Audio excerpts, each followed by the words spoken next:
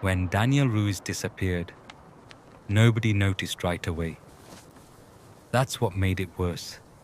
He lived alone in a small apartment above a laundromat, worked night shifts at a warehouse, and rarely spoke to neighbors. His co-workers assumed he quit. His landlord assumed he moved.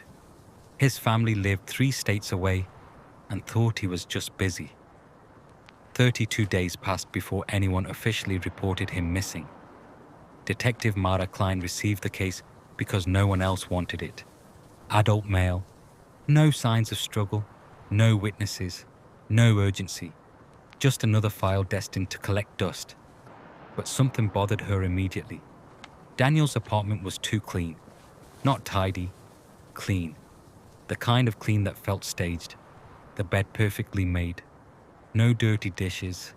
Trash freshly emptied. Even the fridge had been wiped down. Except for one thing.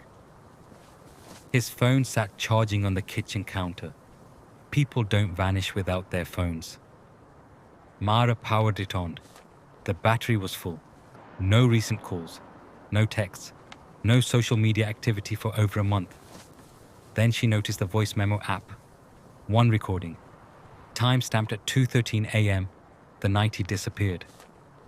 She pressed play. At first there was only silence, followed by faint breathing. Then Daniel's voice. Low. Nervous. I think someone followed me home. A long pause. Footsteps echoed faintly in the background, like he was pacing. I saw him again outside the warehouse. Same guy, same hoodie. The recording crackled. I didn't say anything because I thought I was imagining it, but he knows where I live. A sharp noise cut through the audio, like a door slowly opening. Daniel whispered, barely audible. He's inside. The recording ended. Mara replayed it 3 times. There was no police report from that night. No emergency call, no signs of forced entry, but she checked building security cameras anyway. At 1:58 a.m., Daniel entered the building alone. At 2:06 a.m., the hallway camera glitched for exactly 8 seconds. When the video returned, Daniel's apartment door stood open. No one walked in. No one walked out. Mara froze the frame. Something felt wrong. She zoomed in. Inside the dark doorway stood a figure, tall, motionless, barely visible. The shape didn't move across frames.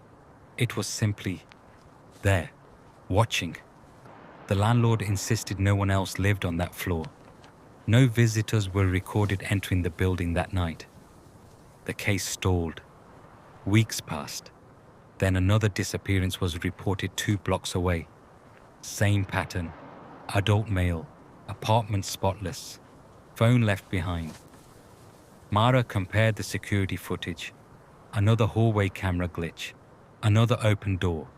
Another shadow standing where no person should have been. She checked older missing persons reports across the city. 7 cases in 5 years. All lived alone. All disappeared after 2 a.m.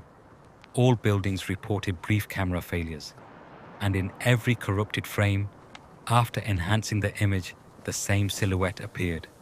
Same height, same posture, always facing the camera.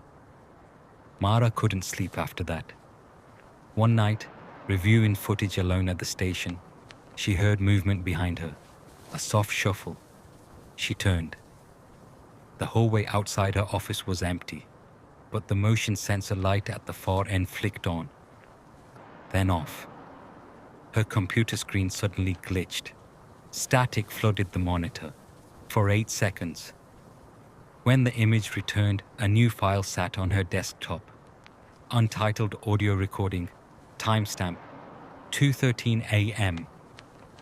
Her hands trembled as she clicked play. Breathing filled the speakers, her own breathing. Then her voice whispered, I think someone followed me home. Mara spun around. The office door behind her stood slightly open.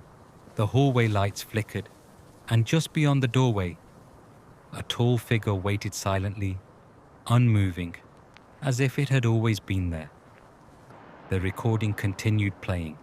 Footsteps echoed, closer. Then a whisper not her own spoke directly into the microphone.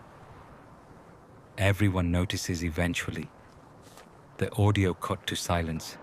Detective Mara Klein was reported missing the next morning.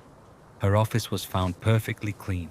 Her phone sat charging on the desk, and security footage showed the hallway camera failing for exactly 8 seconds at 2:13 a.m. When the video returned, her office door was open. No one entered, no one left.